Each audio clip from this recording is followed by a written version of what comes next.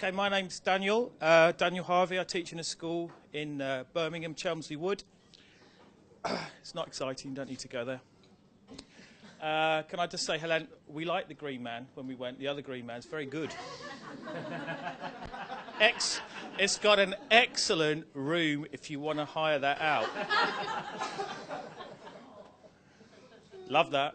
Also, can I also say, I just went upstairs. Don't bring your son on a teach meet. Because my son's upstairs sitting in the corner and he wanted to come to London because he doesn't normally come. And he's sitting in the corner, he's keeping himself to himself, no doubt trying to avoid the West Ham fans celebrating our 1-0 victory over Stoke. And I've just bumped into someone who used to teach 16 years ago up in the bar, and I've been quite embarrassed because she shrieked my name while I was upstairs. Right, now my talk is about digital leaders.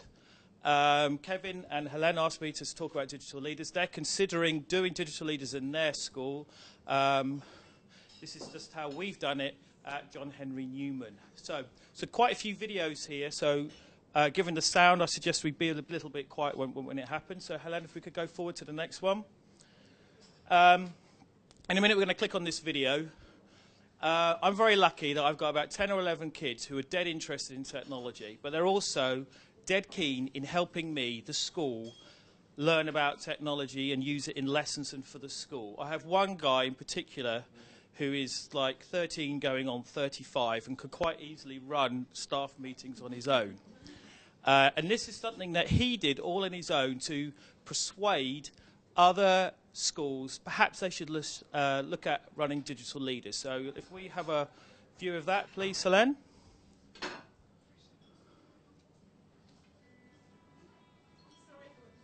Can I show it?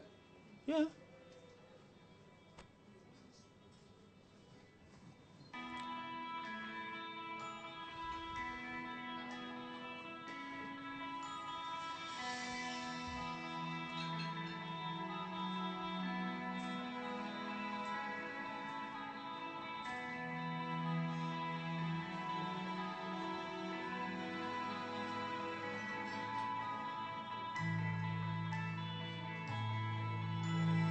Let the things come out.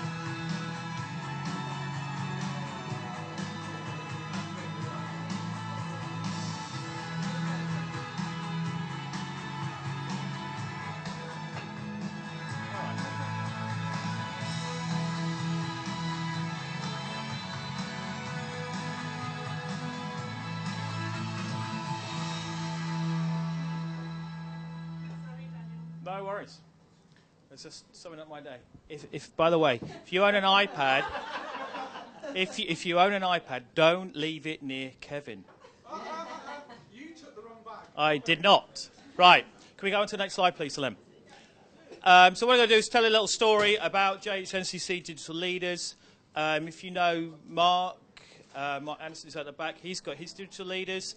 He's probably done it differently, although I have ripped off some ideas from him. Normally I'm about 10 seconds behind him.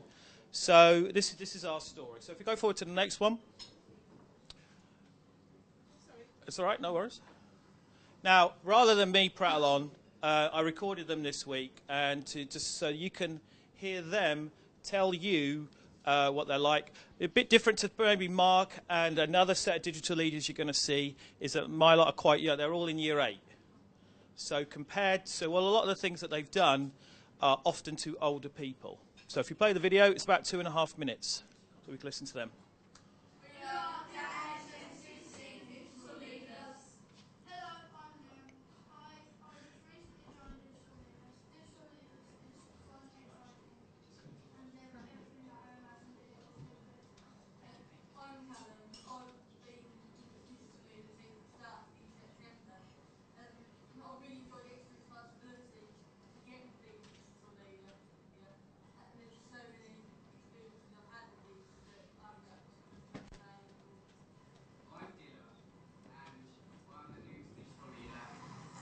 Since being a digital leader, I have worked on 2 projects.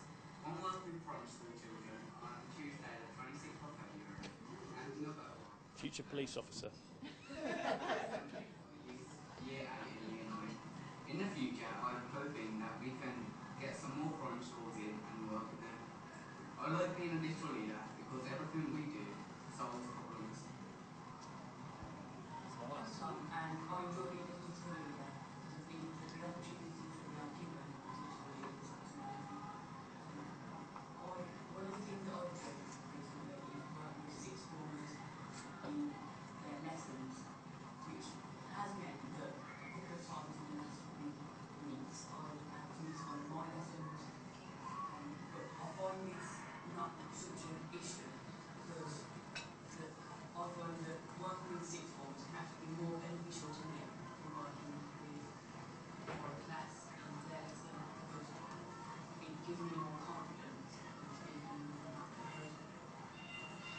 That's not a bell in this pub. I've been a digital leader since around the start of November.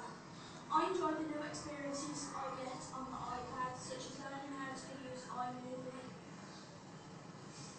Hello, my name is Harvey. I like to help people out who struggle using iPads for years and to help them more confident using them. And also I also like to show around people who can into this book. Hello, I am Dylan and I love digital leading because when we went to London, I helped some other staff from other secondary schools help them do a presentation in the open badge ceremony. 1, 2, 3.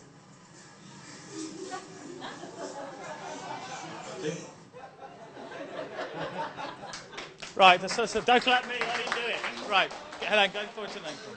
Right, then now I've shared this with Helen, so she can share it with you. Very simply,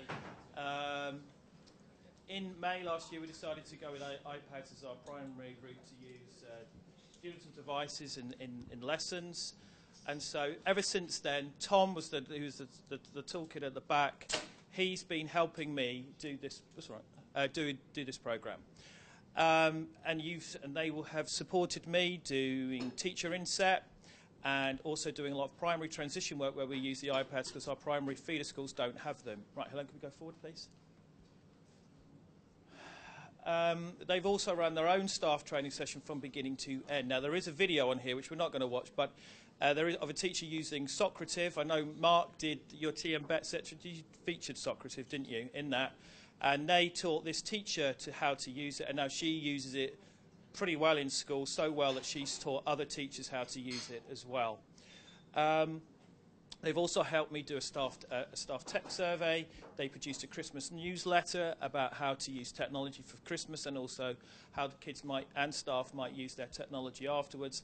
And 2 weeks ago, they led assemblies on e-safety because it was National E-Safety Day, and they did that type of stuff. Right, can we go forward again, please?